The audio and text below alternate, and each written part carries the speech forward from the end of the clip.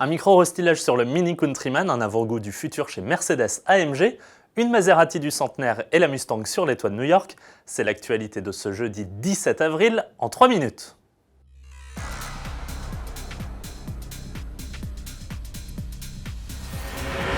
Pour débuter, direction le salon de New York qui vient d'ouvrir ses portes à la presse pour découvrir la nouveauté du stand Mini. Le constructeur y a en effet levé le voile sur la version 2014 de son crossover Countryman. Officiellement présenté comme un restylage, il s'agit plus d'une évolution pour le moins discrète. La calandre intègre désormais un nouveau maillage et une barre chromée, les optiques se cerclent de noir et les feux de jour à LED sont de série. Des protections de bas de caisse viennent aussi habiller la version 4 roues motrices. À l'intérieur, peu de différence si ce ne sont les compteurs qui deviennent foncés. Côté mécanique, ce Countryman 2014 fait gagner 6 chevaux à la version Cooper S pour atteindre 190 chevaux. Mais de manière générale, il se veut surtout plus sobre avec des consommations et des émissions de CO2 en baisse sur toutes les motorisations. Prévu en concession dès juillet, il n'a pas encore dévoilé ses prix. Chez Mercedes, le salon de New York est l'occasion de découvrir le dernier grand coupé de la marque, à la sauce AMG, le S63 AMG Coupé. Ou comment profiter d'un V8 5,5 litres biturbo rageur de 585 chevaux dans un véritable cocon de luxe. Pourtant, c'est la présentation d'un autre modèle qui a fait couler beaucoup d'encre ces dernières 24 heures, celui de la descendante de la SLS AMG, j'ai nommé la GT.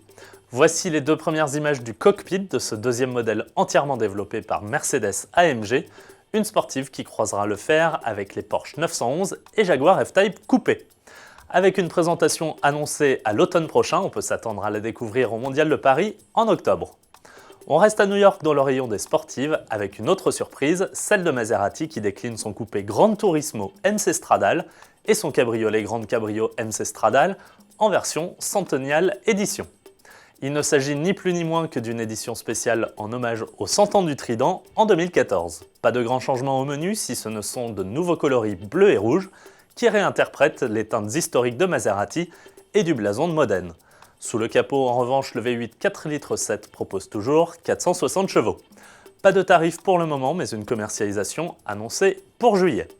Pour terminer, on part sur les toits de New York, plus précisément celui de l'Empire State Building, où Ford fête comme il se doit les 50 ans de sa Mustang. Vous avez découvert dans le JT d'hier comment le constructeur comptait s'y prendre pour faire grimper son cabriolet jaune de 6e génération au 86e étage du gratte-ciel.